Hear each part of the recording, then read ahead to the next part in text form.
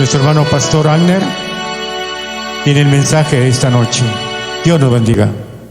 Buenas noches, que Dios los bendiga. Amén. Bien, vamos a continuar con nuestra serie titulada Conociendo a Dios y sus atributos. Hoy nos toca el tercer atributo de Dios, o el cuarto atributo de Dios. Dios es justo. Dios es justo. Abran sus Biblias en el Salmos capítulo 11, versículo 7. Hoy vamos a hablar acerca de la justicia de Dios. Salmos capítulo 11, versículo 7. Vamos a leer la palabra con la bendición del Padre, con la bendición del Hijo y la bendición del amado Espíritu Santo. Y la iglesia dijo: amén. Porque Jehová es justo y ama la justicia. El hombre recto mirará su rostro. Una vez más. Porque Jehová es justo y ama la justicia. El hombre recto mirará su rostro. Tome asiento, póngase cómodo ahí. Póngase cómodo. Y vamos a estudiar la palabra. Recuerden que estamos en la serie Conociendo a Dios, su carácter, sus atributos.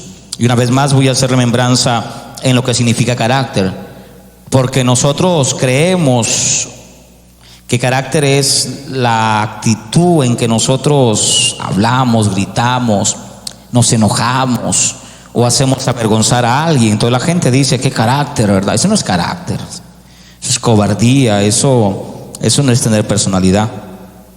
Carácter significa personalidad definida. Cuando nosotros desarrollamos nuestra personalidad, nos volvemos amables, coherentes, inteligentes y sabios, y no andamos avergonzando a nadie. Controlamos nuestro temperamento, porque pues humanamente tenemos un temperamento que a veces nos juega mal y nos hace quedar mal. Pero cuando tenemos carácter y la tenemos definida, nuestra personalidad se manifiesta en los buenos frutos del Espíritu Santo. Y este es una de los rasgos del carácter de Dios. Dios es justo. Bien, necesitamos entender este concepto importante para poder nosotros entender un poco sobre este atributo de Dios. Todo lo que Dios hace, amados hermanos, todo lo que Dios hace concuerda con su naturaleza justa. Todo lo que Dios ha creado, todo lo que Dios hace, siempre está ligado a su naturaleza justa. Él es la perfección, escuchen bien eso, es la perfección moral. Dios en su personalidad es la perfección en lo moral. Y eso tenemos que tenerlo con mucha claridad. Dios nunca hace nada que sea injusto. Todas las cosas las hacen medidas o medido a la justicia de ello. Vamos a definir lo que significa justo. Vamos a definir este concepto. En el griego, la palabra justo se tomó de la palabra moli o molis, justicia o justo, moli, que significa recto, que significa el que da conforme a lo que mereces. Una persona justa da siempre lo que tú te mereces. No da ni más ni menos. Guarde esto en su mente, en su memoria. Una persona justa siempre da lo que uno se merece. Usted va a la tienda y compra o paga por 1 kilo de arroz, tienen que darle 1 kilo de arroz. Pero resulta que a esa maquinita que se llama balanza, que debería pesar lo justo, a veces los que tienen tiendas, inclusive cristianos, hermano, he podido comprobar que hay muchos cristianos que son injustos cuando tienen sus negocios. Son usureros. Venden algo y lo venden al 200%. al 500%. O sea, eso es una usurería y Dios condena eso, es una injusticia. O agarran sus balanzas y ¿qué hacen? Las manipulan.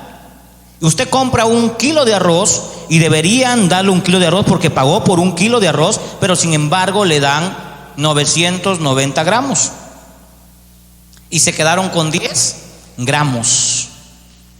Entre 100 personas que compren en esa tienda con esa balanza, ¿cuánto esa señora o ese señor se queda para él injustamente? De las ganancias injustas se han hecho muchos negocios y Dios está observando eso. Miremos lo que dice Hechos capítulo 10 versículo 34. Dios tiene una cualidad maravillosa, que cuando Él juzga a alguien, Él lo hace imparcialmente. Lo hace imparcialmente. En Hechos 10:34, el Señor le enseña al apóstol Pedro a no hacer acepción de personas. Mire lo que dice el texto. Entonces Pedro, abriendo su boca, dijo: en verdad comprendo que Dios no hace, ¿qué no hace Dios? Acepción de personas. O sea, Dios a todos los mira por igual. Al rico y al pobre lo mira por igual. Amén. Al niño y al adulto lo mira por igual. En la justicia, porque es verdad, cada quien tiene ciertas cosas y hay ciertas diferencias. Por ejemplo, el hombre y la mujer son diferentes. Amén. Pero para Dios son iguales como seres humanos. Entonces el apóstol Pedro, él no comprendía la justicia de Dios. Él creía que solamente la salvación era para el pueblo de Israel y ellos se sentían tan contentos. Pero cuando Dios llama a este hombre romano Cornelio y también le da el Espíritu Santo, también le da lo que ellos tenían, entendió y comprendió que Dios no hace acepción de personas. Uno de los rasgos singulares de Dios es que Dios ama la justicia. Dios tiene un amor por la gente que realmente es justa. Miren lo que dice la Biblia en el Salmos 33 versículo 4-5. Miremos cómo se gobierna en el cielo. En el cielo todo es justo. Cuando Satanás se rebeló contra Dios, ¿era justo que Satanás siguiera viviendo en el cielo? No era justo.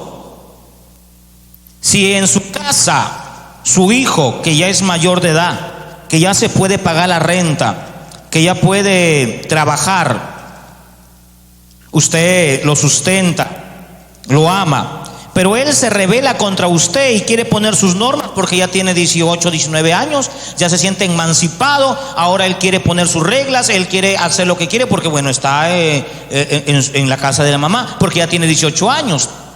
¿Será correcto eso? No es correcto. Si usted le consiente eso a un hijo que está bajo su jurisdicción, bajo su tutela, aunque éste tenga 18 o 30 años, pero está bajo la casa de los padres, ese hijo o esa hija tiene que respetar la casa. Y si no quiere hacerlo, entonces que coja sus maletas, que pague su luz, que pague su renta y viva solo. ¿Qué pasa cuando los padres ven que los hijos se están comportando injustamente con ellos? No les obedecen, ponen reglas, las quiebran, y sin embargo te haces de la vista gorda o dices: es que es mi hijo, la amo, lo amo. ¿En verdad estás haciendo justicia? ¿En verdad eres justo? No, eres injusto. No estás siendo ni bueno ni malo, estás siendo injusto, y las injusticias se pagan caras. Miremos qué dice el texto, versículo 4, versículo 5. Porque recta es la palabra de Jehová, y toda su obra es hecha con fidelidad. Él ama justicia y juicio. De la misericordia de Jehová está llena la tierra, y por la palabra de Jehová fueron hechos los cielos. El que ama justicia y juicio, pero él lo ama con rectitud. Allá en el cielo donde él vive, Satanás un día se rebeló. Tenía el amor de Dios, tenía casa. Dice la Biblia en Ezequiel 28:14 que estaba vestido de lo mejor. De cornalina era su vestimenta, piedras preciosas. En otras palabras, era rico, tenía todo lo que un hombre pudiese desear. Estaba sobre todo. ¿Y qué pasó con este personaje? Se rebela contra Dios, quebrantó las reglas de Dios, quebrantó las normas de Dios, y Dios tuvo que echarlo fuera. Dios tuvo que sacarlo. Ay, pero Dios no es tan bueno, ¿por qué no lo perdonó al diablo y lo hizo volver a casa? Es que Él quebrantó una regla que nosotros desconocemos: la fidelidad de Dios. Cuando usted se vuelve desleal con Dios, usted pierde muchas cosas. Hay muchos cristianos que son desleales con Dios. Dios les ha dado casa, les ha dado hijos, la familia está sana, tienen un trabajo, se acuestan llenos, viven seguros, tienen todas esas cosas por la misericordia de Dios, y lo que Dios pide solamente es que nosotros seamos justos. Pero a veces hacemos lo contrario, no somos justos con Dios. En el Salmos 45, vamos al Salmo 45, versículo 6, también nos demuestra la palabra que Dios que ama a las personas, pero un día los juzgará. El cetro de Dios no es como el cetro que tienen los presidentes. El cetro representa la autoridad, el gobierno o el poder de un rey. Cuando este cetro es quebrantado, entonces entra la corrupción. Jamás Él permitirá que la corrupción entre en los cielos. Miren lo que dice el texto: tu trono, oh Dios, es eterno y es para siempre, y tu cetro, cetro de justicia, el cetro de tu reino, de tu gobierno. Has amado la justicia y has aborrecido la maldad. El cetro de Dios, el gobierno de Dios, no es como el gobierno humano. El gobierno humano se vende, se corrompe, es desleal. El gobierno de Dios no. En el gobierno de Dios, allá en los cielos, se hace la voluntad ¿de quién? De Dios. Y cuando alguien no quiere hacer la voluntad de Dios, allá en el cielo, Dios dice: bueno, te vas de aquí. Te vas de aquí. ¿Te quieres rebelar contra mí? Pues te vas de aquí, pierdes todo. ¿Sabe por qué muchos de nosotros no somos bendecidos de la manera que Dios quiere? Porque somos injustos. A veces queremos ser más buenos que Dios.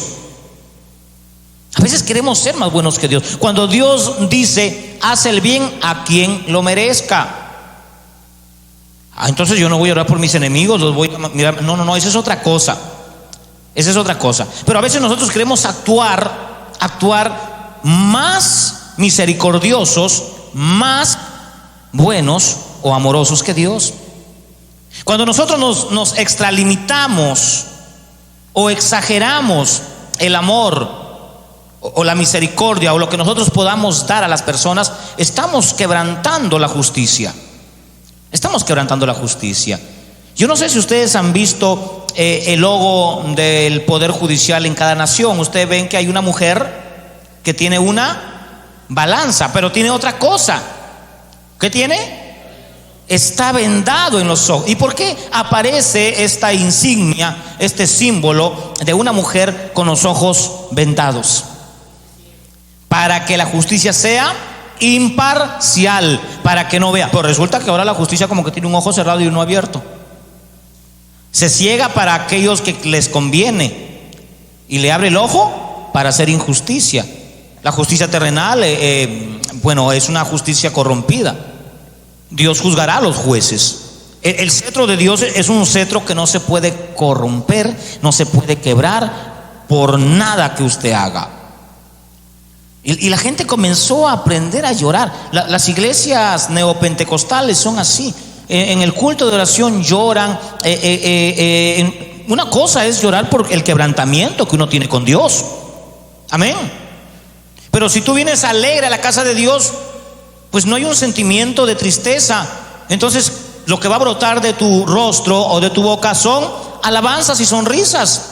Pero en esta iglesia donde asistía hace mucho tiempo, les enseñaban a llorar. Las hermanas llegaban y lloraban, en la alabanza lloraban, en la adoración lloraban, en la prédica lloraban, se la pasaban llorando en la iglesia. Y ellos pensaban que de esa manera podían quebrar el cetro de Dios y conmover a Dios para que Dios haga lo que ellos dicen. Y yo aprendí que las lágrimas no conmueven a Dios. Si es que estas lágrimas no provienen de un corazón contrito y humillado, no mueven a Dios. Hay un dicho popular que dice: tus lágrimas son lágrimas de cocodrilo. Bueno, no sé por qué de cocodrilo. ¿Has visto llorar? Bueno, yo no. Pero así dicen, ¿verdad? O sea, diciendo: tus lágrimas no me conmueven. Tus lágrimas son momentáneas. Algo buscas llorando. A Dios no lo conmueven tus lágrimas, si es que esta no sale de un corazón contrito y humillado. Dios no desprecia un corazón contrito y humillado. Por esa razón nosotros tenemos que saber que el trono de Dios es justo. Los cimientos de Dios, ¿cuáles son los cimientos de Dios? ¿Cuáles son los cimientos de nuestra patria, nuestra cultura, los cimientos, nuestros valores? Todo eso se ha perdido. Miremos los cimientos de Dios. Salmos 97, versículo 2. Salmos 97, versículo 2. Jehová reina, regocíjese la tierra, alégrense las muchas costas, nubes y oscuridad alrededor de él. Justicia y juicio son el cimiento de su trono. ¿Cuál es el valor o el principio del trono de Dios o del gobierno de Dios? La justicia. Un pueblo sin justicia es un pueblo mendigo. Del Perú se dice que Perú es una madrastra para sus hijos y una madre para los extranjeros. Y también dicen de Perú que es un pobre sentado en una silla de oro. Él juzgará a sus enemigos. Llega el momento en que Dios se hartará de la gente y Él va a juzgar a sus enemigos. En el Salmo 9 versículo 8, vamos a ver un poco de textos para poder darle más respaldo a este atributo de Dios. Salmo 9:8, miremos qué dice Salmo 9:8. Él juzgará al mundo con justicia y a los pueblos con rectitud. El día en que el juicio de Dios comience a llegar a la tierra, ni las velas, hermano, que la gente saque en sus calles, doblarán a Dios. Cuando vino este tiempo de pandemia, la gente salía a la calle, se arrodillaba en la calle, prendían velas, ponían equipos de música cristiana. Había una apariencia de cristiandad en las personas. Lloraban, suplicaban. Pero miren lo que dice Dios: Dios juzgará a las personas con justicia. Las juzgará. Pero ¿qué dice el texto? Dios juzgará al mundo con justicia y a los pueblos con rectitud. Con rectitud. Miremos otro texto. Salmos 94:2. Miremos otro texto. Estamos expuestos, hermano, a que con nosotros hagan injusticias, lo sabemos. Jesús dijo en las bienaventuranzas: bienaventurados sois cuando os persigan por causa de la justicia, y bienaventurados son los que tienen hambre y sed de justicia. Así que no hay ningún problema que nos pasen cosas así. Engrandécete, oh juez de la tierra. ¿Quién es el juez de la tierra? Nuestro Dios. Y da el pago a los soberbios. Engrandécete, Señor, y juzga con justicia a la tierra, y da el pago. Las cosas que te pasan, o que me pasan, o que nos pasan, no son por buena gente, hermano. Para que Dios pruebe a una persona, al menos que tengas el nivel de Job. A veces hay creyentes que me dicen: pastor, estoy pasando pruebas. Yo le digo, a ver, cuénteme esto. Le digo, eso no son pruebas. Esas no son pruebas, esas son consecuencias. No son pruebas, no, son consecuencias. Dios es justo. Y en su justicia, lo que tú haces, ¿no dice Gálatas? Todo lo que el hombre siembra, eso mismo cosecha. Hay que aprender a diferenciar lo que es una prueba y lo que es pues, consecuencias. Si usted no sabe diferenciar entre las consecuencias y las pruebas, todo el tiempo le va a echar la culpa al diablo o le va a echar la culpa a Dios. Para que Dios te pruebe, mira hermano, para que Dios te pruebe, tienes que ser un hombre macizo, lleno de Dios, fortalecido en el Señor. Porque si Dios prueba a uno de ustedes que no está fortalecido, fundamentado en la palabra, hace rato que se va usted de la iglesia. Se va. Si con las consecuencias nomás usted se va, con las consecuencias que nos suceden por nuestros malos actos, por nuestro mal comportamiento, nos pasan cosas feas por la consecuencia y nos vamos. Y ya no queremos congregar, ya no queremos seguir a Dios, ya no queremos orar, nuestra fe se apaga. ¿Se imagina usted ser probado por Dios? ¿Ah? Yo creo que para que Dios pruebe a una persona, tiene que estar bien fortalecido. Dios no probaría a cualquiera sabiendo que se va a quebrar. Es lo que hacemos nosotros. Entonces Dios no prueba a una persona que con las justas viene al culto, que con las justas lee la Biblia, que apenas ora, que apenas predica, que apenas se involucra. ¿Cómo Dios va a probar a una persona así? Lo probó a Job porque Job estaba macizo en la fe.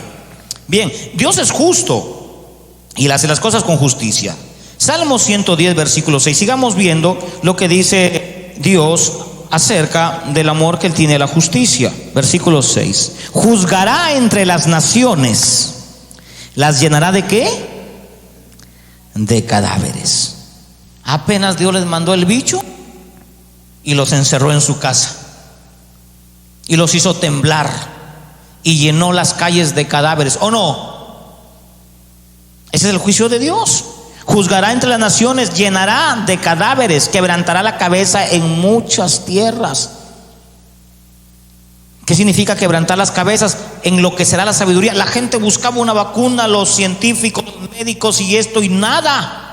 Y la gente seguía muriendo. ¿Qué hizo Dios? Quebrantó la cabeza de las personas, quitó la sabiduría y la gente no podía hacer eso. Y hasta ahora no han podido sacar una vacuna que extermine al bicho. Ese bicho se vino para quedar. Se vino para quedar. Pero ¿qué dice la Biblia en el Salmos capítulo 91? Él te librará de la peste destructora. Esa peste que vino hace 2 años o 3 años, que estuvo en el mundo, mató millones de personas, pero no pudo con los verdaderos cristianos. En el año 1500, cuando la reforma, 1517, cuando la reforma, los reformadores, Lutero y otros empezaron a predicar la palabra, llegó la peste negra, la peste bubónica. Hermano, murieron más que los que han muerto en este bicho que todavía anda por ahí pululando. Y sabe lo más interesante, cuando leía la historia de estos siglos, algo que me llamó mucho la atención: las iglesias, las casas de los hermanos se abrieron como hospital, y los hermanos oraban por los enfermos y los enfermos se sanaban. Pero en este bicho, la iglesia actual cerró las puertas y no quería ni siquiera recibir al papá ni a la mamá. Y yo dije, pero qué tan diferente eran los cristianos de hace 15 siglos atrás o en el siglo XV, que no le tuvieron temor a la fiebre bubónica o a la peste bubónica, la peste negra. Predicaban a los enfermos y oraban por los enfermos y ponían las manos. Era un contagio tremendo y no murieron cristianos. Algunos de repente, pero no murieron muchos cristianos. Recibían a los enfermos en sus casas. Y en este tiempo, hermano, todos nos escondimos de miedo. No queríamos ni asomar las narices. No queríamos, hermano. Te mandaban a llamar para que prediques o ores por un enfermo de este bicho. No, yo no voy, de lejitos. Cobardes. Estuve cerca a varias de esas personas que me mandaron a llamar, y se sanaron esas personas a las que yo oré y ministré, y no me contagié. No es que me crea un superhombre, hermano. No es que yo tenga una super fe. Simplemente confío en el Señor. Simplemente sé que mi vida está en la mano de Dios, y Él decide cuando yo debo morir. Él decide, hermanos. Él decide. Eso no significa que debo tentar a Dios. Yo no tiento a Dios. Pero cuando hay una necesidad, uno va. ¿Se acuerdan que Jesús se le acercaban leprosos? ¿Se acuerdan? ¿Qué hacía Jesús? De lejito nomás, porque pues la lepra era como el bicho que acaba de, que lo hemos tenido, ¿verdad? Era como este virus. Era contagioso. Tocar a un leproso te contagiaba la lepra. Y Jesús se acercaba, los tocaba y los sanaba. ¿Vieron a Jesús leproso? Bueno, el que no tiene fe no lo haga, hermano. Esto no significa tentar. Otra cosa fuera que yo de macho, de bandido, de super fe, de un hombre con lleno de fe, irme pues al hospital yo voy a orar por... No, esa es otra cosa. Jesús no iba a buscar a los leprosos para sanarlos. Los leprosos lo buscaban a Él. Esa es la diferencia. Tentar a Dios es que usted vaya sabiendo que hay peligro. Esa es otra cosa. Pero si te buscan y te llaman y te dicen, por favor, ayúdanos, ¿qué haría usted? Tiene que acudir, y Dios lo va a respaldar. A mí me decían, tenga mucho cuidado, usted se cree que tiene una super fe. No tengo una super fe. Pero si alguien me llama que vaya a orar por tal persona que está enferma, pues voy. Si me llaman, voy. Y si no me llaman, pues no voy. Esa es la diferencia entre tentar a Dios y ayudar al prójimo. Bien, miremos el texto. Juzgará entre las naciones y llenará de cadáveres y quebrantará las cabezas de muchas personas. Miremos que dice Proverbios 17:15 y veamos que Dios aborrece a los injustos. Dios aborrece a los injustos. Proverbios 17, versículo 15. El que justifica al impío y el que condena al justo, ambos son abominación delante de Jehová. Esto es parecido a lo que dice Isaías. Hay de aquel que a lo malo le llama bueno y a lo bueno le llama malo. Si tú ves a un impío, ¿quién es un impío? Vamos a poner un ejemplo.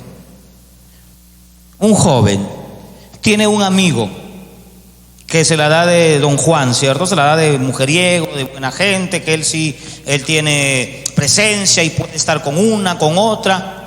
Y su amigo es cristiano, o su compañero. Y viene el amigo y le dice, oye, fíjate que hoy me acosté con la Pancha, y ayer me acosté con la Juanita, y mañana me voy a acostar con, no sé, pues, con otra. ¿Qué debería decirle su amigo cristiano? ¿Qué debería decirle? Que está mal lo que hace. No, eso está mal. Pero sin embargo, goza, bacán, tú qué, como, y le da su palmeteada, bacán, chéverecita, bacán. Y se ponen a conversar y no reprende a ese impío. No lo reprende. Y mira lo que dice Dios: el que justifica al impío.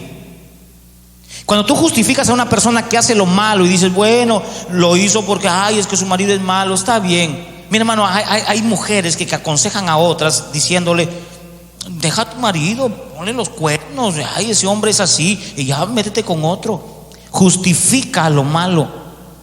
O cuando alguien te cuenta una mentira, alguien te cuenta algo malo, y tú como cristiano no lo reprendes, no lo exhortas, sino que te gozas oyendo lo que esta persona dice de la vecina, dice del vecino, dice del de acá, tú te gozas, Dios te va a empezar a aborrecer. Si tú justificas a una persona que está haciendo lo malo y te haces el desentendido y condenas al justo, ambos son igualmente abominación ante Jehová. Es lo que pasa en nuestros gobiernos o en nuestros estados judiciales. Justifican al impío, ahí están las pruebas que lo mató, ahí está el video que el Señor lo mató, pero cuando llega a la justicia dicen: vamos a investigar. ¿Qué vas a investigar si ahí está que le metió el cuchillo y lo mató? No, vamos a investigar unos 9 meses, 10 meses. Ahí métalo en prisión preventiva. Después pasan exceso de cárcel y se va afuera. Y ahí quedó. Justificó al impío y condena ¿a quién? Al justo. Mientras el justo está: hágame justicia, me hicieron esto, aquí están las pruebas. Señora, tiene que esperar, vamos a esperar, su caso está en el número. Y nunca te hace justicia. Tanto ese juez como esa persona impía para Dios son abominación, porque Dios es justo. Dios es justo. Miremos qué dice San Juan 7:24. El Señor Jesús también remarcó acerca de estos flagelos que suceden en la vida común y que nosotros tenemos que estar atentos cuando nos suceda y poder tener nuestra confianza en el Señor. No juzguéis según las apariencias, sino juzgad con justo juicio. Aquí viene la otra contraparte. ¿Cuál es la otra contraparte? Que hay muchas personas que te dicen: no juzgues para que no seas juzgado. Sí, lo dice Mateo capítulo 7. Pero Mateo dice en el contexto: si quieres juzgar a alguien, primero quítate la viga que está en tu ojo, después verás bien y lo juzgarás. O sea, ¿quién eres tú para juzgar a alguien que está mintiendo cuando tú mientes? ¿Quién eres tú para decirle a alguien que no tome, que no se emborrache cuando tú te emborrachas? ¿Quién eres tú para decirle a alguien que se porte bien cuando tú te portas mal? Primero, pórtate bien y luego corrige al que se porta mal. Primero, deja de mentir y luego corrige al que está mintiendo. Entonces, eso es un justo juicio. Luego dice el texto: no juzgues según las apariencias. O sea, tienes que tener pruebas contundentes. No es que me pareció.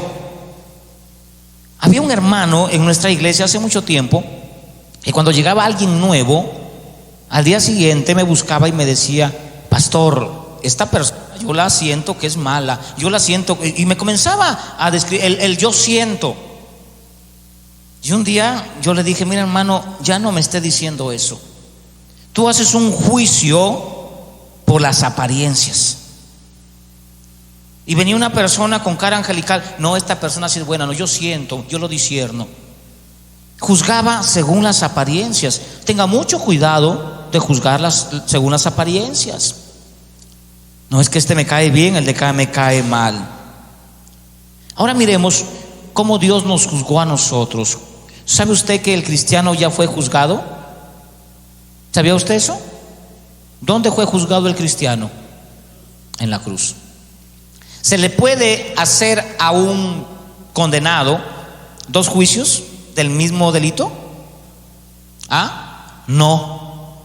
Nosotros, por justicia, merecíamos el infierno. Por justicia íbamos a morir y nos íbamos a ir al infierno. Pero cuando Cristo viene, nuestros delitos, el acta que Dios había dictaminado, según Colosenses capítulo 2 versículo 13, 14, esa acta donde estaban tus pecados, donde decía el por qué motivo Dios tenía que mandarte al infierno y que no era justo, sino era por estos motivos que tú habías cometido. ¿Qué hizo Cristo? Agarró esas actas, o como le llamamos en el tiempo actual, ¿cómo le llaman a esas actas? Expedientes. Cogió tu expediente donde decía que tú eras un tal por cual y Él la clavó ¿a dónde? En la cruz. Y Él fue juzgado por ti en la cruz del Calvario. Miremos qué dice Hechos 13:39. Miremos cómo nosotros ya fuimos juzgados. ¿Sabe usted que hay muchos cristianos que están esperando ser juzgados? Yo escuché una vez una prédica o un pastor neófito diciendo: hermano, prepárese para el juicio de Dios. Y yo decía, pero ¿cómo que, hermano, prepárate para el juicio de Dios? ¿No que ya fuimos juzgados? Si yo digo prepárese para el juicio de Dios, significa que Jesús no hizo nada en la cruz por mí y que su sangre no logró o no pudo lavarme, limpiarme de la condenación. Entonces yo tengo que hacer méritos para presentarme ante Dios y poder tener un medio de cómo decirle a Dios o cómo justificarme ante Dios. Cuando alguien le dice a usted va a ser juzgado por Dios un día, tenga mucho cuidado, porque está devaluando el sacrificio expiatorio que Cristo hizo en la cruz. Miremos qué dice Hechos, capítulo, ¿alguien lo encontró y le puede dar lectura? 13:39. Y que de todo aquello de que por la ley de Moisés no pudiste ser justificado, en él es justificado todo aquel que cree. ¿Quién es ese él? Jesús. ¿Dónde fuimos justificados? En él, en la cruz. Pero Dios perdona a todo aquel que cree en Jesús. ¿A dónde te perdonó Dios? ¿Antes que Jesús muriera o después que Jesús muriera? En la cruz te perdonó. En la cruz. Después ya te justificó en la cruz. Ahí clavó tus pecados. Entonces el juicio que Dios tenía contra nosotros, ¿a dónde se llevó a cabo? En la cruz. Ahí nos juzgó por causa del Señor. La causa que nosotros teníamos, el Señor la pagó. Ahí nos juzgó. Entonces, ¿por qué te va a juzgar otra vez? Vuelvo a preguntar: ¿se puede juzgar a una persona 2 veces por el mismo delito? No se puede juzgar a una persona 2 veces por el mismo delito. Y ahora, para sellar eso, Cristo dijo que nosotros morimos con Él en la cruz. O sea, estamos muertos para el pecado. Pregunta: ¿se le puede condenar a un muerto? ¿Se imagina usted en una balacera van a atrapar a Perico de los Palotes, que tiene inmensos delitos? Muchos delitos: violador, asesino, traficante, etcétera, etcétera, etcétera. Y lo van a atrapar y resulta que muere en la balacera. ¿Qué hará el Poder Judicial? ¿Lo juzga? ¿Lo va a juzgar? ¿Lo puede condenar?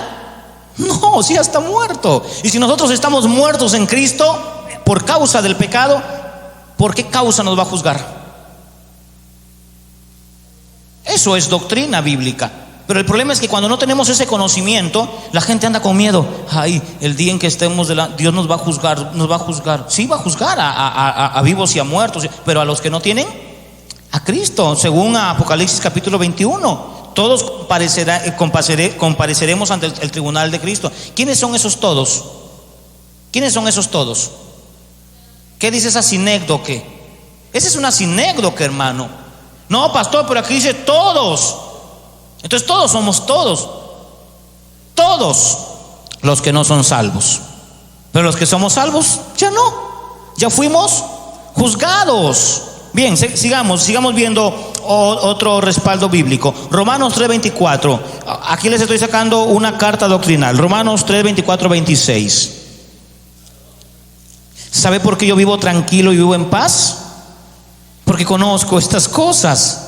Si yo no conociera estas verdades, anduviera con miedo, hermano, como muchos cristianos andan con miedo, haciendo obras para agradar a Dios.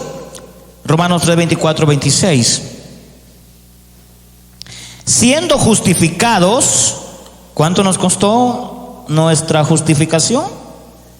Gratuitamente por su gracia, mediante la muerte. Redención es la muerte o la sangre. Mediante la redención que es en Cristo Jesús, a quien Dios puso como propiciación por medio de la fe en su sangre, para manifestar su justicia, a causa de haber pasado por alto en su paciencia los pecados pasados. ¿A dónde? En Jesús. A Él lo puso como el chivo expiatorio. A Él condenó a la muerte por causa tuya. Ahí colocó todos los pecados de los salvados para ya no juzgarlos después. Ahí fue el juicio que hizo a los cristianos. Miremos Romanos 4:25. El cual fue entregado por nuestras transgresiones y resucitado para nuestra justificación. Nosotros transgredimos la ley de Dios. ¿A través de quién? De Moisés, de Adán. Dios le dio un mandamiento a Adán y Adán la transgredió, o sea, la quebrantó, la rompió. Y por causa de ello, dice Romanos 3:23, por cuanto todos pecaron. Por eso dice el texto, el cual fue entregado por nuestras transgresiones y resucitado para nuestra justificación. Si Cristo no hubiera resucitado, estaríamos perdiendo el tiempo, no seríamos salvos, todo esto sería vano o una religión más. Pero en la resurrección de Jesucristo está nuestra victoria. Romanos 5, versículo 9. A ver qué nos enseña ahí. Versículo 9 al 10. Pues mucho más estando ya justificados en su sangre. ¿A qué hace énfasis cuando menciona sangre? Sí, pero ¿cómo se llama esa acción? Muerte. A su muerte. ¿Haciendo qué? Por mucho más estamos justificados por su sangre y por él seremos salvos de la ira de Dios. ¿Cuál es la ira de Dios? El juicio. Hemos sido salvos de la ira de Dios. ¿Dónde iba a mandar Dios en su ira a la gente? ¿A dónde nos iba a mandar? Al infierno, a sufrir por una eternidad. La ira de Dios, hermanos míos, nosotros vemos en Apocalipsis 21 juicios. Los últimos 7 son los más feos o más duros, tristes. Se le cataloga ira de Dios, sí, la ira de Dios, las copas de la ira. Pero ¿sabe lo que dice la Biblia? ¿Dónde se consuma la ira de Dios? En el lago de fuego. Ahí se consuma. Cuando después de lo que la gente va a pasar por rebelarse contra Dios y sean enviados al diablo, al falso profeta, según Apocalipsis 21, versículo 10, 11, 12 y 13, 14, al lago de fuego, y los seres humanos allí, esa es la consumación de la ira de Dios, porque ahí sufrirán por toda la eternidad. Las 7 copas es un tiempo esporádico, un trazo no más. Pero la condenación del lago de fuego es para siempre. Ahí está la ira de Dios, en la condenación del lago de fuego. ¿Y de dónde nos libró el Señor? Del lago de fuego. De la ira, esa es la ira de Dios. Miren lo que dice el verso 10. Porque nosotros, ¿qué éramos? Éramos enemigos. No éramos buena gente para Dios. Éramos enemigos de Dios. Dios nos mira a la gente que no tiene a Cristo como enemigos, hermano. Así que la gente anda por ahí, no, que Dios es mi amigo, que Diosito por ahí. No, Dios te mira como enemigo. Pero esta verdad es difícil de aceptarla. No, yo no creo, Dios es amor, Dios es amor. ¿Cómo me va a mirar como enemigo? Usted está equivocado. Entonces la Biblia está equivocada. Yo digo lo que el Señor dice. Nosotros éramos enemigos de Dios. Claro, éramos enemigos. Pero por causa del Señor fuimos reconciliados a través de la muerte. Y por esa muerte es que somos justificados. Ahora miremos Filipenses 3:18. Miremos quiénes son los enemigos de Dios actuales. Si ya nosotros ya no somos amigos, ya no somos enemigos de Dios, somos ahora conocidos por Dios, justificados en Cristo, según Romanos 5, justificados pues por la fe, tenemos paz para con Dios por medio de nuestro Señor Jesucristo. Ahora identifiquemos quiénes son los enemigos de Dios. Filipenses 3:18. Si lo encontró, pare y léelo para ganar al tiempo. Filipenses 3, versículo 18. Porque por ahí andan muchos, no son pocos, muchos, de los cuales os dije muchas veces y aún ahora lo digo llorando. ¿Qué son? Esos son los enemigos de Jesús. De Jesús, no de Dios. Ahora vamos a ver los enemigos de Dios. Es diferente. Romanos 5:10, ya lo hemos leído. Nosotros éramos enemigos de Dios. Ahí están los enemigos de Dios y los enemigos de Cristo. Toda aquella persona que rechaza a Jesús se vuelve enemigo de Dios. Se vuelve enemigo de Dios. Pero ¿sabe usted que hay muchos cristianos que se han convertido en enemigos de Dios? Pero usted dirá, ¿pero cómo? Si ellos no han rechazado la cruz de Cristo, si ellos no se han burlado del Señor. Miren lo que dice Hebreos capítulo 10.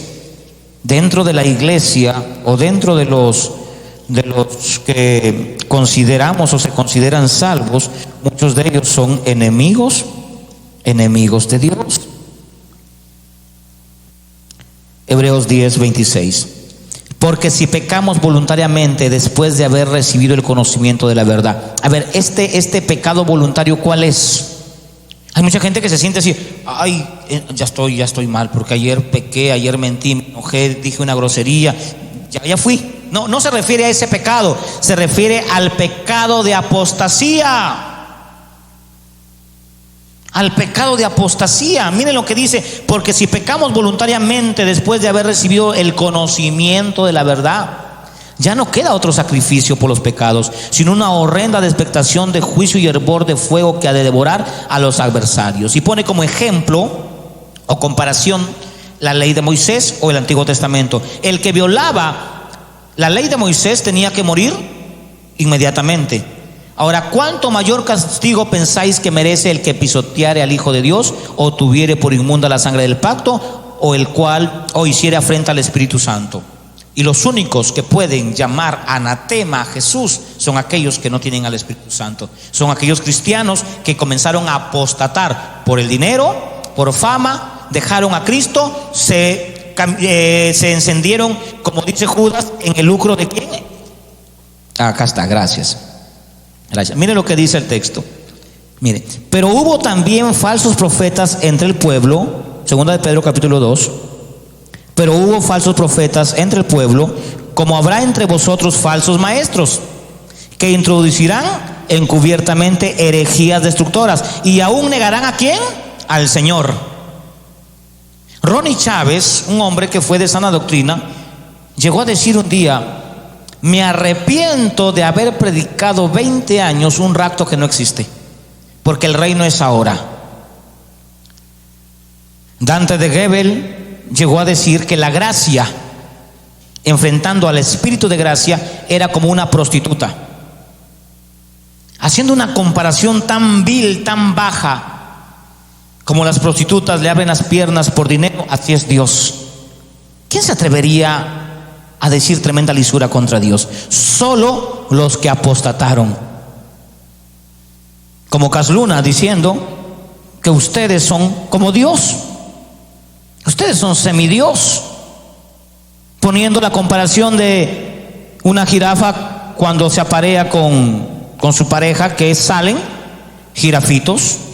Pues es una lógica humana, ¿verdad? Igual un pato, igual un gato, un conejo. Entonces Dios, ¿qué tiene?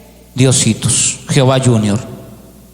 Son gente que no tiene temor a Dios, que han introducido herejías destructivas. Y muchos seguirán sus disoluciones, por causa de las cuales el camino de la verdad es blasfemado. Y por avaricia harán mercadería de vosotros con palabras fingidas. Sobre los tales, ya de largo tiempo, la condenación, la ira de Dios no se tarda, y su perdición no se duerme. La justicia de Dios va a ser aplicada ahí.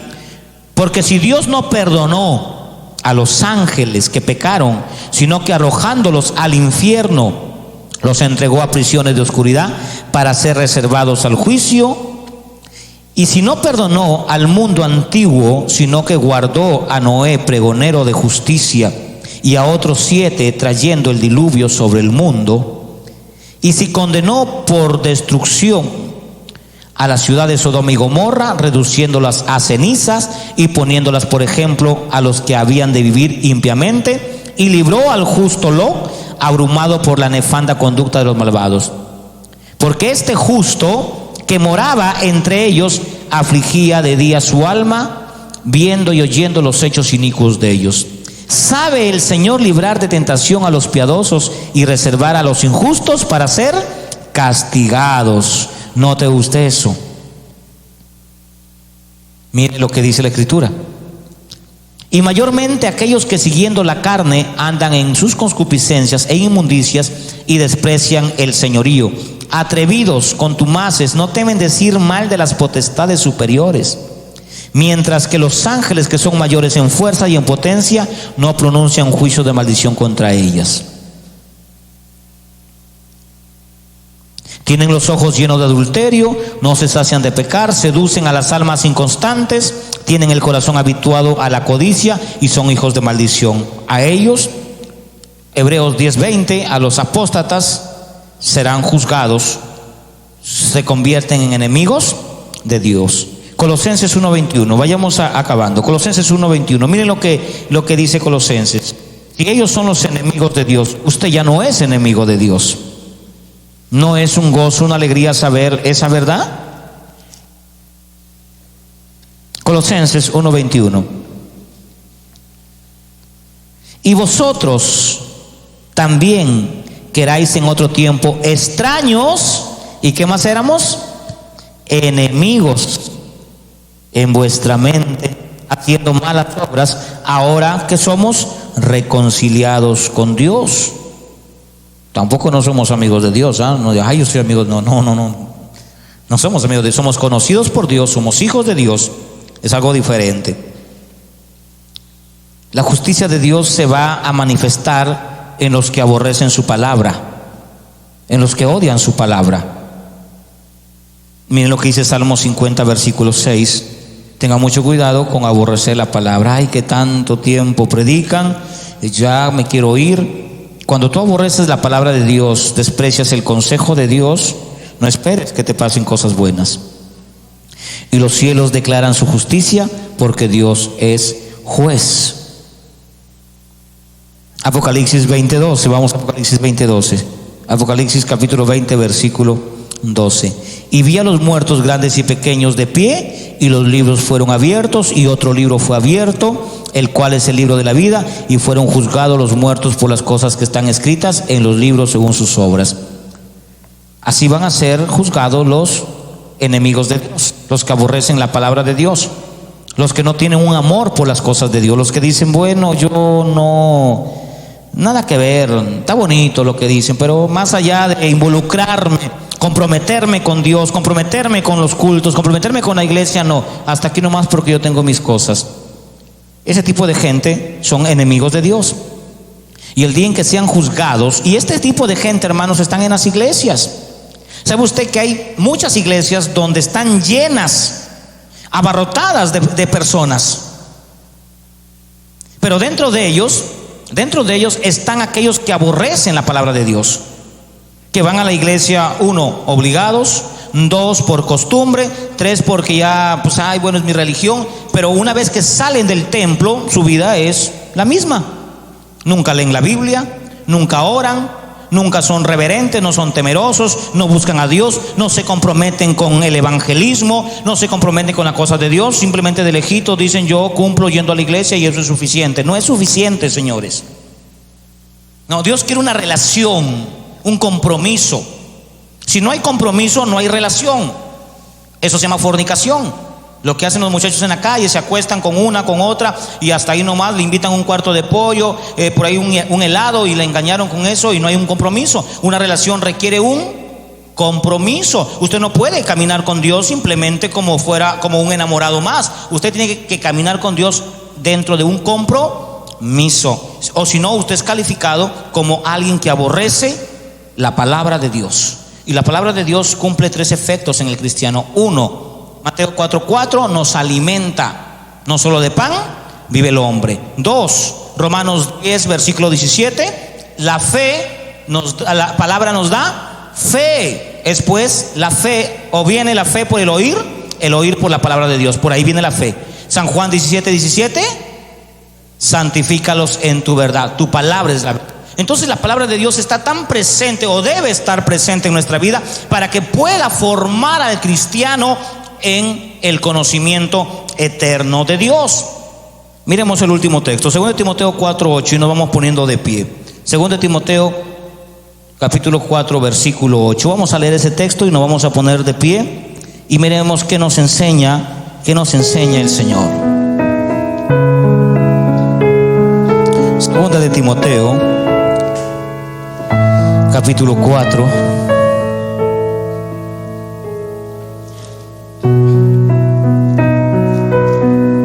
versículo 8. Por lo demás me está guardada la corona de justicia, la cual me dará el Señor juez justo aquel día, y no solo a mí, sino también a todos los que aman su venida. Esos son aquellos que aman su palabra. Como les dije al principio, Dios no nos dará nada que no nos merezcamos. Si mereces la corona de justicia por ser justo, haber sido justificado por la gracia del Señor, Dios te la dará. Si alguien de nosotros se va al infierno, no es porque Dios sea malo, es porque lo merecemos. Si llegamos a apostatar de la fe, si a pesar que tenemos la palabra, si a pesar que estamos en una iglesia donde no nos abusan, no nos manipulan, donde no nos usan para otro tipo de cosas, y procuramos dar la palabra no adulterada de la mejor manera, y a pesar que usted tiene esto, usted lo aborrece, lo quita, lo echa fuera. Dice la Biblia en 2 de Tesalonicenses capítulo 2 versículo 11: por cuanto no crees a la verdad, Dios te enviará un espíritu de mentira.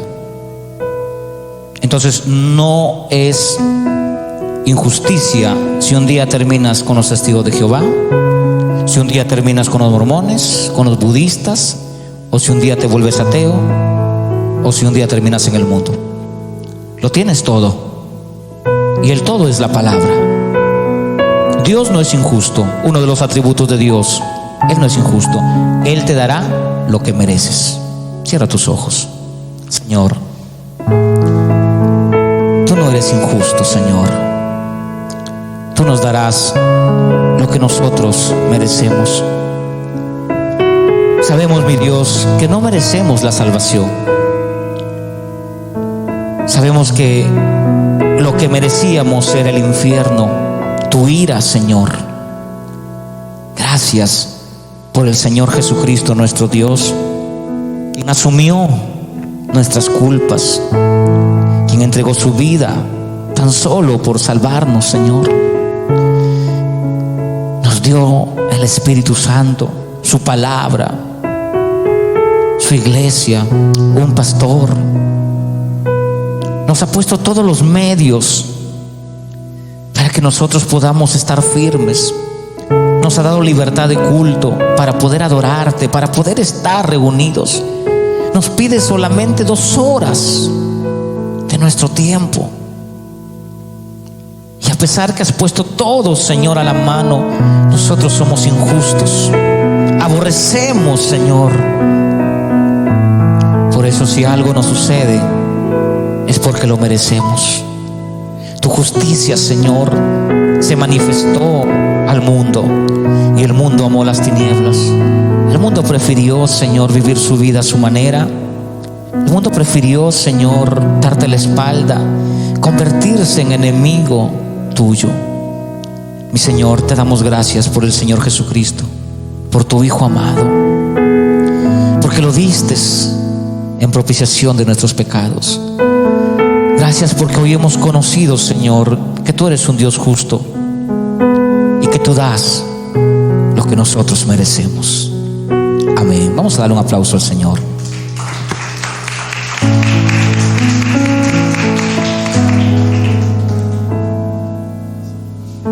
Gloria a Dios. Muchas gracias, hermano pastor. Bien, amados hermanos, Seguimos adorando a nuestro Dios, ahora lo hacemos dando a nuestro Dios, a lo que nuestro Dios le pertenece.